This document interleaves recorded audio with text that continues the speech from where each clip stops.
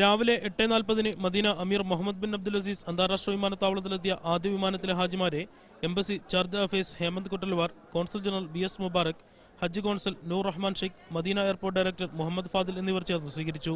മുഹമ്മദ് ഉസ്മാൻ, ഭാര്യ റുക്സാന ബീഗം എന്നിവരാണ് ഇമിഗ്രേഷൻ നടപടികൾ പൂർത്തിയാക്കി ആദ്യം പുറത്തിറങ്ങിയത്.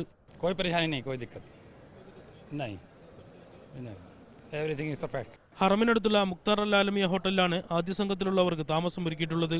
ഡൽഹിയിൽ നിന്ന് 3, ലക്നൌവിൽ നിന്ന് 2, കൊൽക്കത്ത, മംഗലാപുരം എന്നിവിടങ്ങളിൽ നിന്ന് ഓരോ വിമാനങ്ങളും ഇന്ന് മദീനയിലെത്തും. എയർ ഇന്ത്യ, സൗദി എയർലൈൻസ്, നാസെയർ എന്നീ വിമാന കമ്പനികളാണ് തീർത്ഥാടകർക്കായി സർവീസ് നടത്തുന്നത്. 8 കമ്പനികൾ കീഴിലാണ് മദീനയിൽ ഹാജിമാർക്ക് താമസ സൗകര്യം ഒരുക്കിയിട്ടുള്ളത്.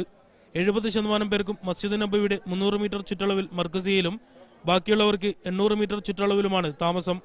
ഹാജിമാർ മദീനയിൽ താമസിക്കുന്ന 8 ദിവസവും ഹജ്ജ് മിഷൻ ഭക്ഷണം വിതരണം ചെയ്യും. രാജ്യത്തെ 9 എംബാർക്കേഷൻ പോയിന്റുകളിൽ നിന്ന് 177 വിമാനങ്ങളിലായി 54,120 തീർത്ഥാടകരാണ് ഇത്തവണ മദീന വഴി ഹജ്ജിനെത്തുക. സെപ്റ്റംബർ 2-നാണ് മദീനയിലേക്കുള്ള അവസാന ഹജ്ജ് വിമാനം. ഇന്ത്യയിൽ നിന്നുള്ള ആദ്യ ഹജ്ജ് വിമാനം ഇന്ന് മദീനയിലിറങ്ങി. പതിവിന് വിപരീതമായി എയർ ഇന്ത്യ വിമാനം അരമണിക്കൂർ നേരത്തെയാണ് ഇന്നെത്തിയത്. ഇന്ന് മൊത്തം 2304 തീർത്ഥാടകരാണ് മദീനയിലെത്തുക. മദീന എയർപോർട്ടിൽ നിന്നും റബി മുഹമ്മദ്, മീഡിയ 1.